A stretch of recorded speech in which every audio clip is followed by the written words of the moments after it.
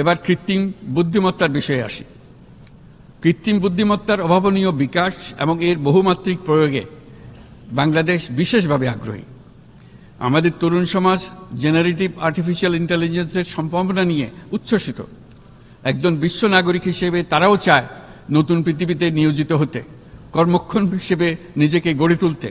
বাংলাদেশের মতো বৃহৎ তরুণ জনগোষ্ঠীর দেশ যাতে কৃত্রিম বুদ্ধিমত্তার প্রয়োগজনিত অর্জিত সুফল থেকে পিছিয়ে না পড়ে, বিশ্ব সম্প্রদায়কে তা নিশ্চিত করতে হবে। একই সঙ্গে নিশ্চিত করতে হবে যেন কৃত্রিম বুদ্ধিমত্তার কারণে কর্মক্ষেত্রে মানুষের চাহিদা ক্রমাগতভাবে সংকুচিত হয়ে না যায়। এই প্রসঙ্গে আমি উল্লেখ করি যে আমরা ভিন্ন একটা ইন্টেলিজেন্স, অটোনোমাস ইন্টেলিজেন্স, অর্থাৎ যে কৃত্রিম বুদ্ধিমত্তা নিজেই নিজের কৃত্রিম বুদ্ধিমত্তাকে সম্প্রসারিত করতে পারে মানুষের কোনো হস্তক্ষেপ ছাড়াই, তার ব্যাপারে আমরা বৈজ্ঞানিকদের দৃষ্টি আকর্ষণ করতে চাই।